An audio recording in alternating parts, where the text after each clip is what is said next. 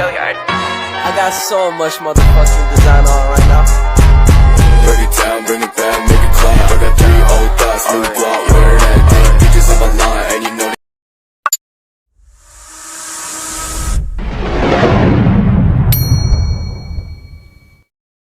Assalamualaikum warahmatullahi wabarakatuh. Selamat siang Pak Agus. Waalaikumsalam warahmatullahi wabarakatuh. Gimana Ibu Rani? Ya ini Pak Agus, gimana sebelumnya kabar Pak Agus hari ini? Alhamdulillah saya dalam keadaan sehat walafiat tanpa suatu kurang apapun. Keluarga juga gimana Bapak? Keluarga juga semuanya sehat semua, atas doanya terima kasih Bu Rani.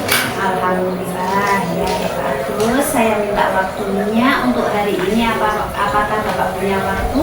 Alhamdulillah untuk hari ini saya waktu banyak. Monggo silakan mau wawancara gimana? Iya ini Pak, terkait dengan tugas saya sebagai CGP, saya diberi tugas untuk mewawancarai beberapa kepala sekolah terkait dengan praktik pengambilan keputusan. Bolehkah saya mengajukan beberapa pertanyaan kepada Bapak? Oh iya boleh silakan. Berarti tentang praktik pengambilan keputusan itu ya? Iya Bapak. Sebelumnya tolong Bapak diperkenalkan dulu nama Bapak. Oke, sebelumnya perkenalkan dulu nama saya Agus Sudarmaji SPDSD. Saya menjadi kepala sekolah di SD Negeri Kraton Kidul, Kota Pekalongan. Ya, terima kasih Pak ya. Ya. Untuk mari kita mulai ya Pak untuk beberapa pertanyaan yang akan saya ajukan. Yang Jadi begini Pak, selama Bapak kepala sekolah menjadi KS adakah suatu masalah yang Bapak hadapi sebagai pemimpin, di mana pemimpin itu mempunyai beberapa masalah ya Pak ya? Iya. Nah, dari situ adakah masalah, dilema etika atau bujukan moral dalam penyelesaiannya Pak?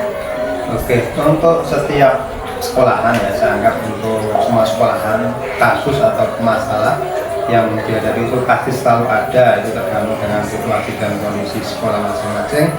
Kemudian untuk kasus yang dilema etika atau bujukan moral, ini merupakan salah satu masalah yang tidak semuanya timbul di sekolah masing-masing, tapi kemarin juga ada di sekolah kami, yaitu tentang dilema etika. Itu saya anggap sebuah hukum ya, dari sudut pandang hukum yang kami melihatnya.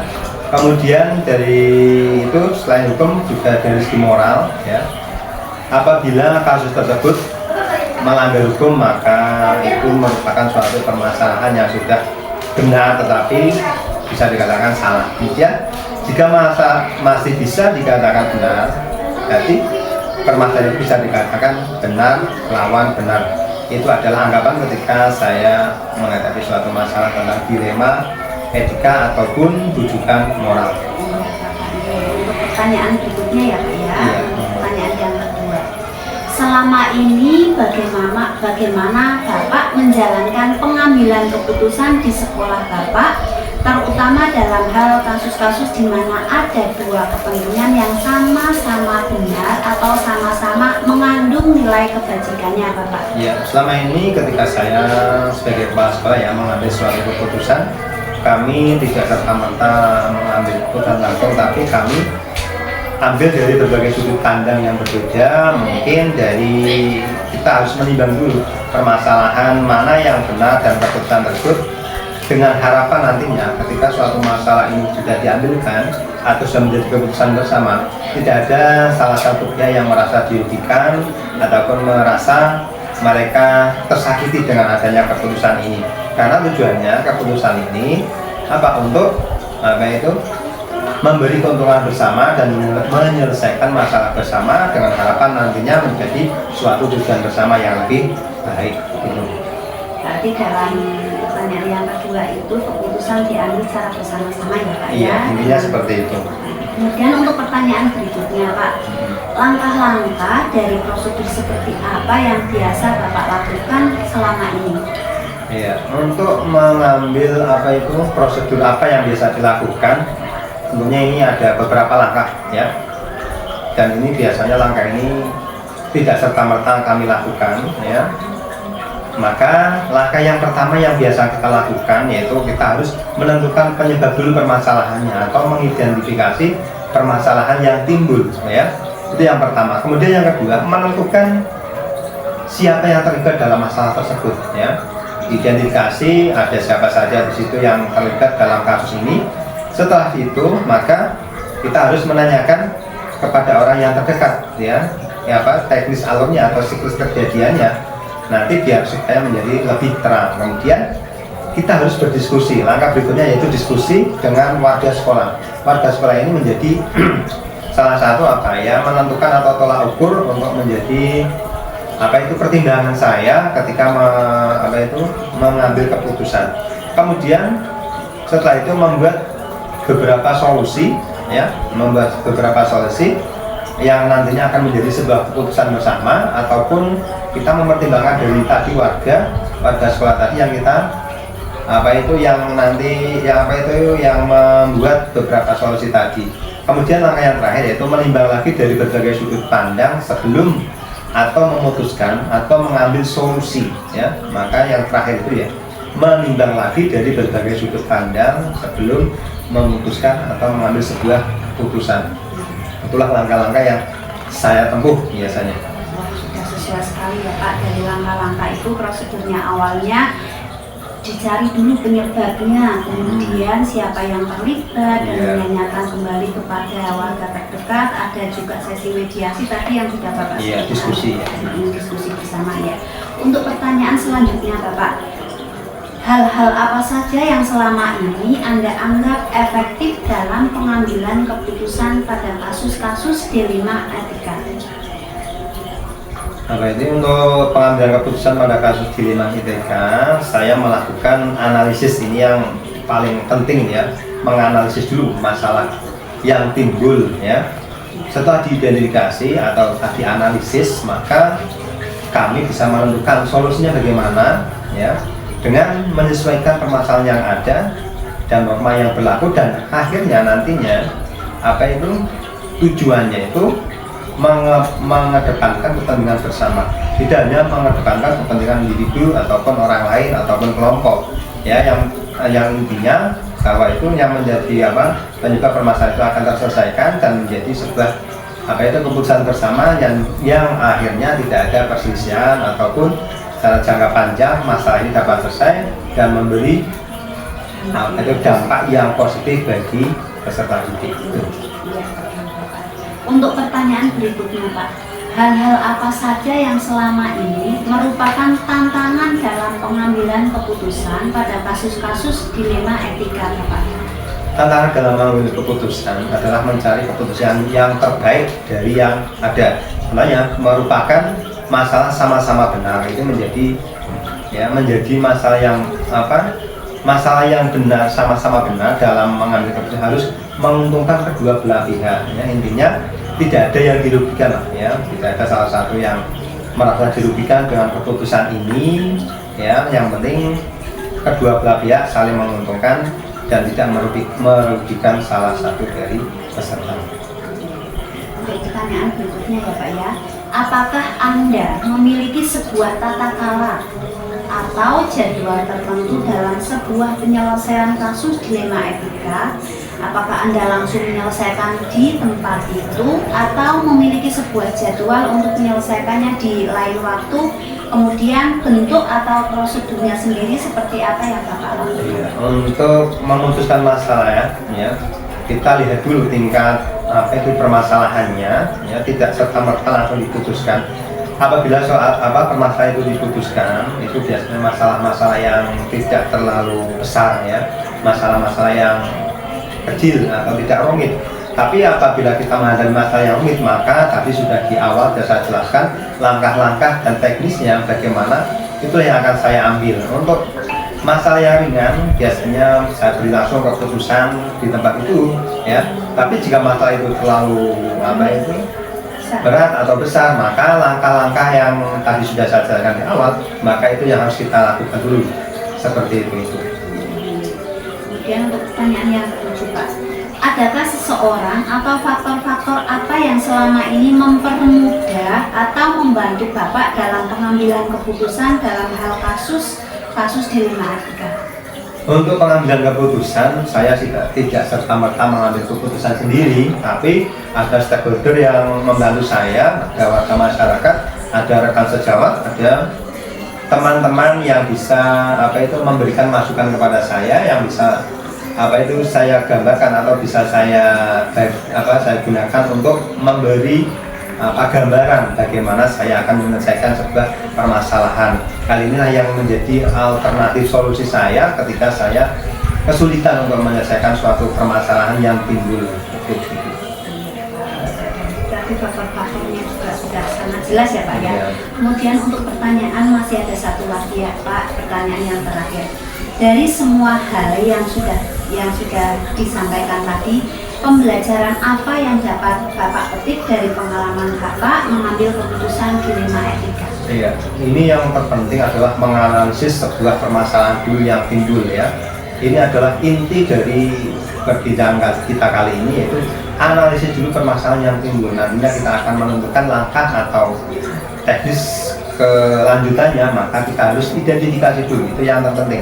Kemudian akan melibatkan kepada siapa saja, itu kalau sudah diidentifikasi permasalahan. Jadi yang menjadi pertimbangan itu adalah solusi yang tepat dan terbaik, yaitu mengidentifikasi dulu sebuah permasalahan. Itu intinya. Jadi intinya dari percakapan itu masalah harus diidentifikasi lebih dulu ya Pak ya. Kemudian untuk bisa menentukan solusi-solusi apa yang akan dilaksanakan nanti. Terima kasih Pak, kiranya sudah selesai semua pertanyaan dan sudah terjawab. Semoga dari percakapan tadi dapat menjadikan pengalaman baru buat saya, dan tentunya itu adalah pengalaman yang bermanfaat buat saya. Terima kasih, sehat-sehat Pak. Terima kasih Bu Reni, semoga lancar sampai selesai tugas menjadi guru penggerak. Terima kasih, monggo Ibu Reni. Wassalamualaikum warahmatullahi wabarakatuh. Waalaikumsalam warahmatullahi wabarakatuh.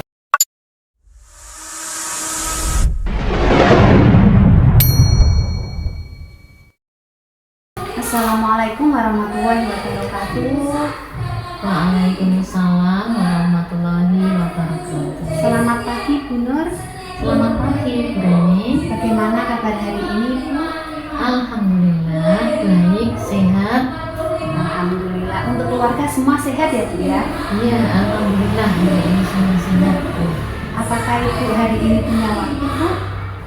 Insya Allah ada hari ini ya. Saya akan mengadakan wawancara dengan Ibu terkait dengan tugas saya. Sebelumnya bolehkah Ibu memperkenalkan diri dulu? Monggo Ibu.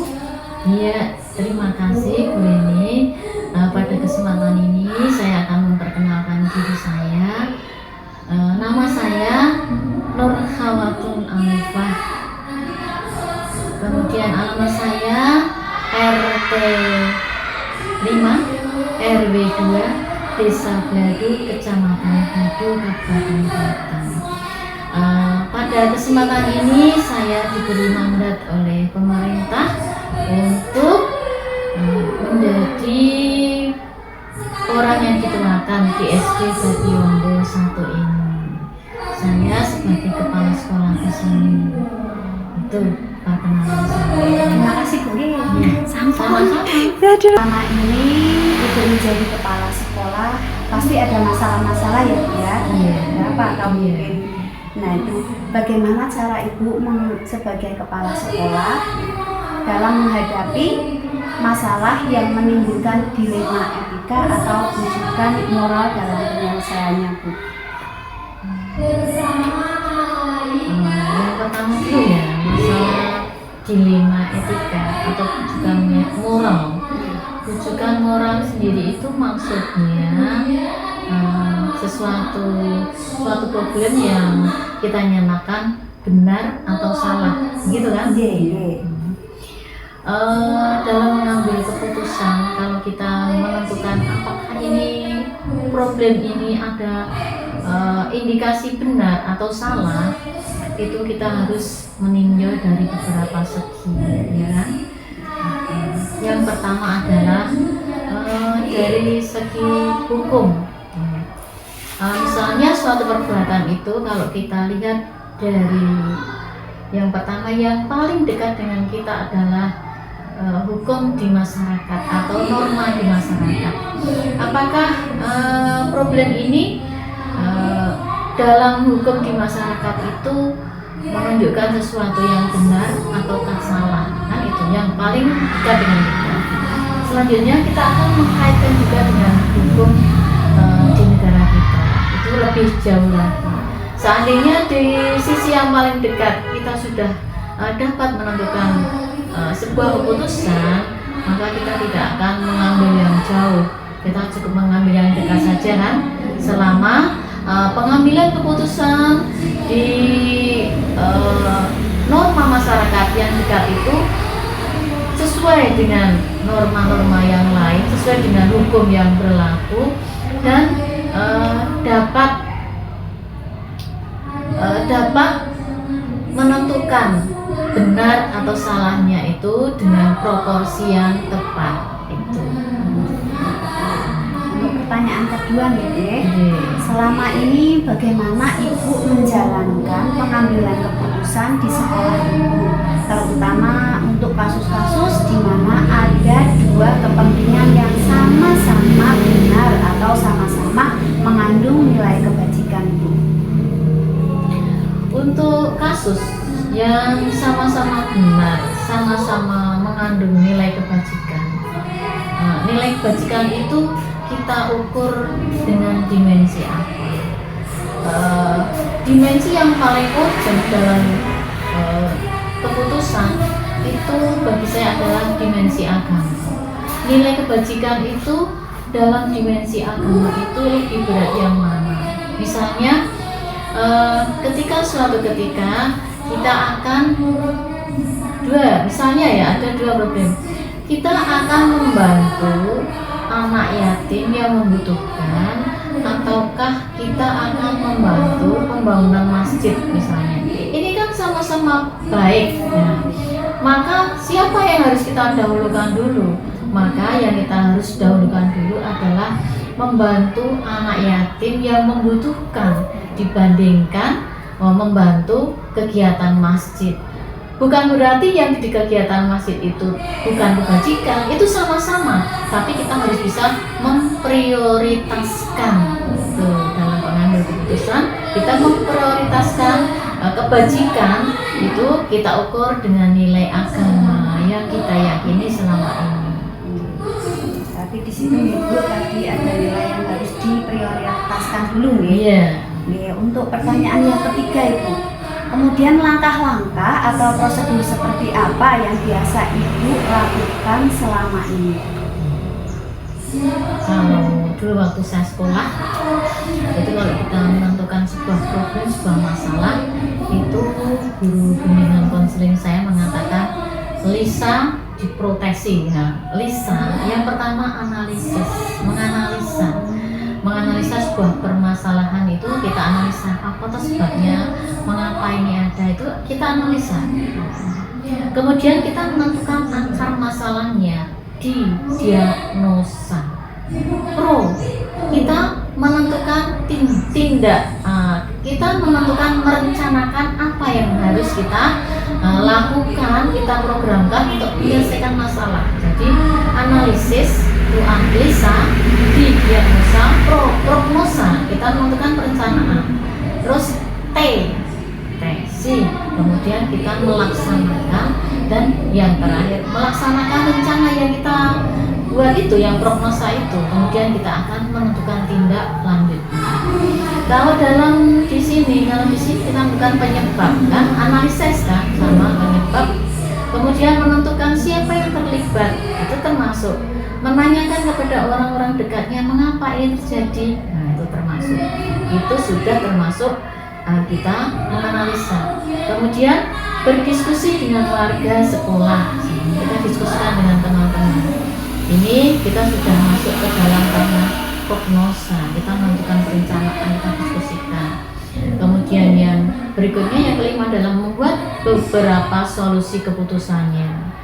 Ya, itu kan setelah kita merencanakan, kita laksanakan, kita ambil putusannya. Kemudian yang terakhir adalah menimbang lagi dari berbagai sudut pandang sebelum memutuskan atau mengambil solusi.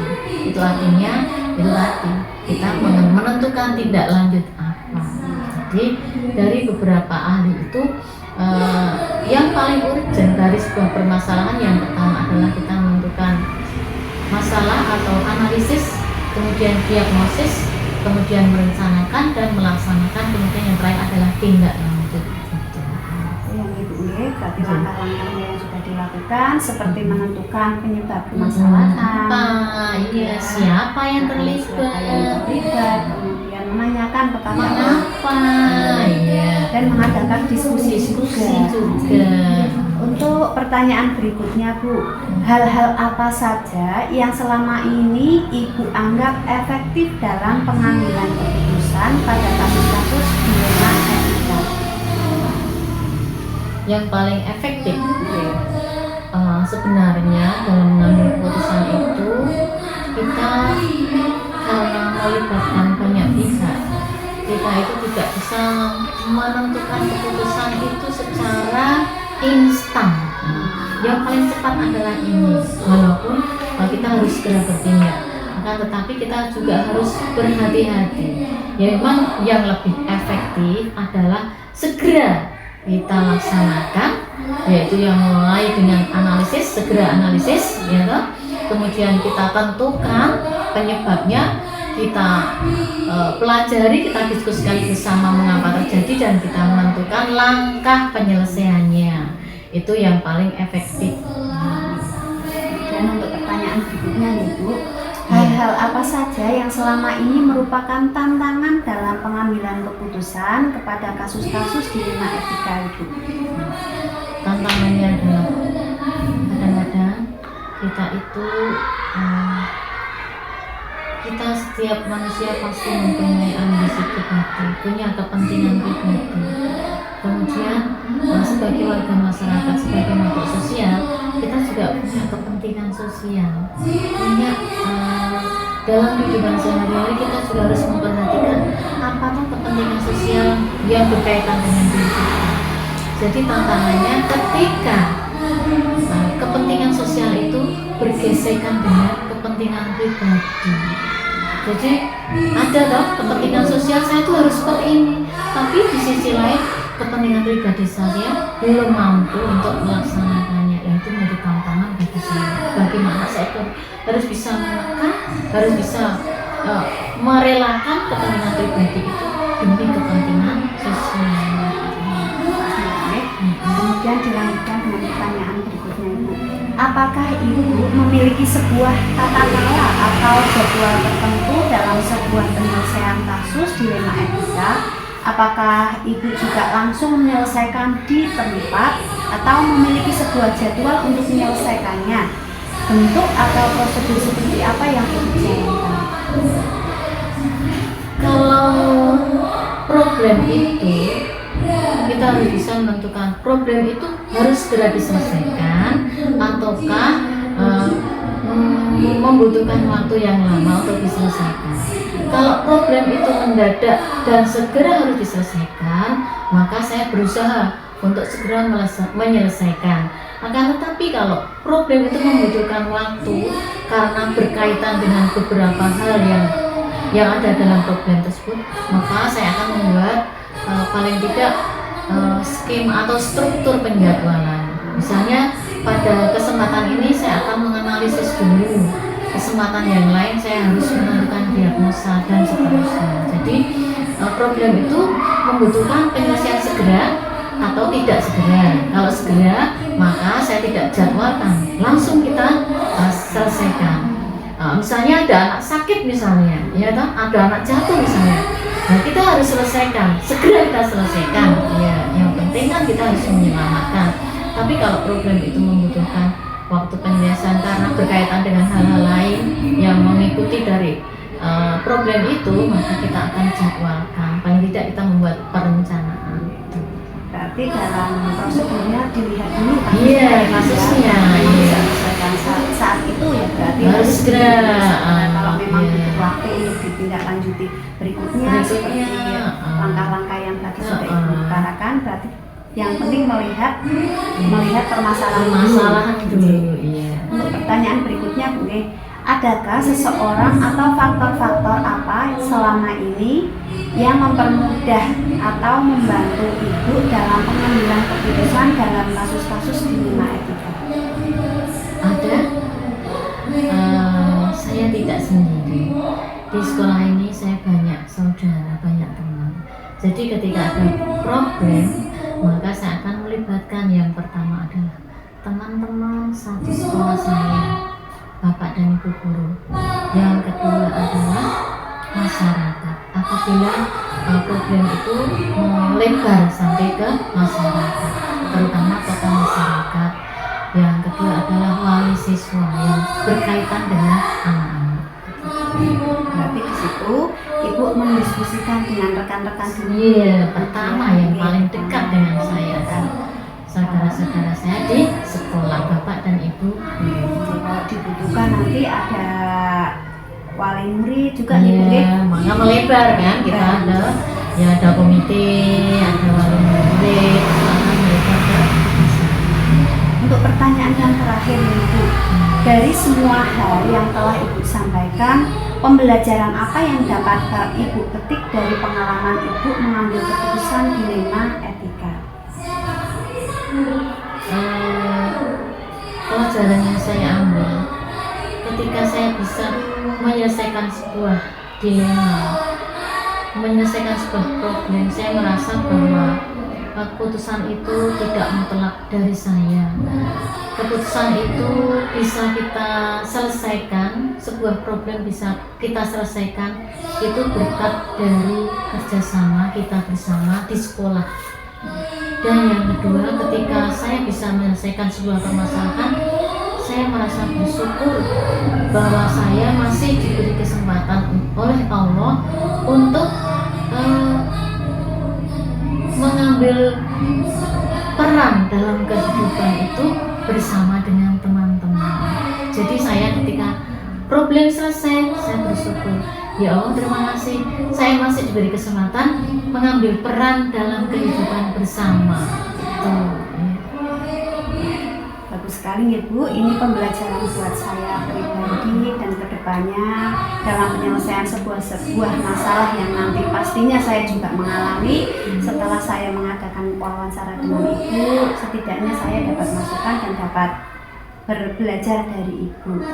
Ibu terima kasih sekali sudah menyempatkan waktu untuk saya untuk hari ini dalam wawancara. Matur nuwun sangat Bu, sehat-sehat selalu. Amin, matur suwun. Sama-sama. Bisa dilanjutkan aktivitas lagi. Terima kasih ya Bu.